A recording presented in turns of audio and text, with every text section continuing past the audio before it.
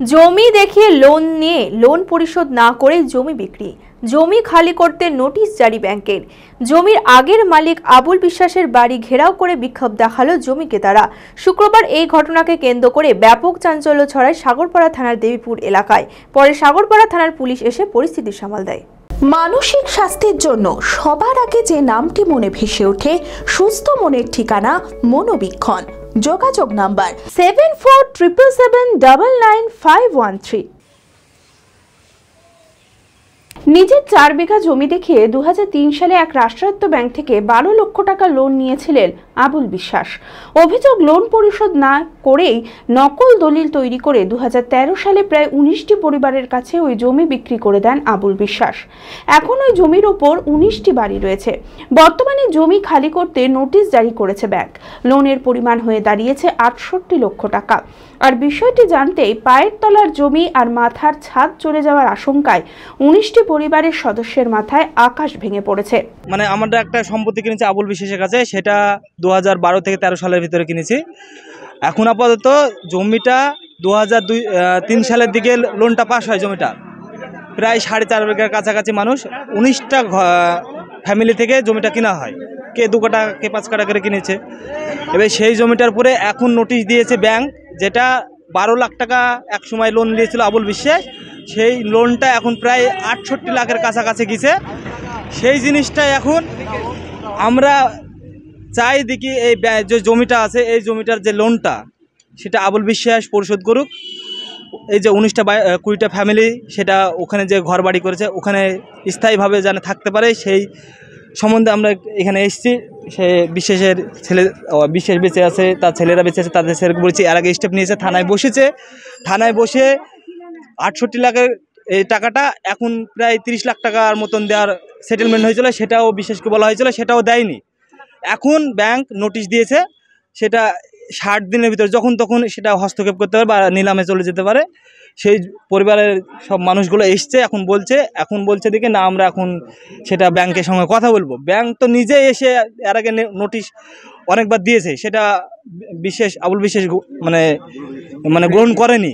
অভিযোগ, এর আগেও ব্যাংক নোটিশ দিলে আবুল বিশ্বাস আশ্বাস দিয়েছিল 30 লক্ষ টাকা দিয়ে লোন পরিশোধ করে দেবে, কিন্তু তা করেনি। এদিন আবুল বিশ্বাসের সঙ্গে যোগাযোগ করার চেষ্টা করা হলেও করা যায়নি। পরে সাগরপাড়া থানার পুলিশ এসে পরিস্থিতি সামাল দেয়। ঠিক 13 সাল থেকে 14 সাল অবধি এই জমিগুলো কিনা আছে, 2013 থেকে 14। আমরা জানতে পারলাম অনেক পরে, মোটামুটি 2022-23 এসে দেখলাম যে ব্যাংক এসে বলছে আমাদেরকে এই জমি ছেড়ে দাও, যেহেতু আমাদের টোটাল এই প্রপার্টিটা আমাদের কাছে। আবুল বিশ্বাস এই জমির দলিল জমা দিয়ে ওখান থেকে লোন করেছেন উনি। এগুলো কিন্তু আমরা কেউ জানতাম না, গ্রামের মানুষ, অশিক্ষিত মানুষ। হয়তো আমি বা আমার মতো আমার ছেলে বা ভাইয়ের ছেলে বা প্রতিবেশী যারা এই সব জমিগুলো কিনেছে, প্রায় 18 থেকে 19 জন সম্ভবত পরিবার সদস্য কত আছে সে কথা তারা বলতে পারছি না। তো যাই হোক, এই জমিগুলো টোটাল ব্যাংকে মর্গেজ দিয়ে কিন্তু আবুল বিশ্বাস লোন করেছিল। লোনটা বারবার ব্যাংক যাচ্ছে, ব্যাংকে লোন দিচ্ছে না। এখন ব্যাংক গিয়ে আমাদের বলছে আমাদের প্রপার্টি তোমরা খালি করে দাও, না হলে 20 থেকে 22 দিন, প্রায় বলতে 40 দিন শুনলাম।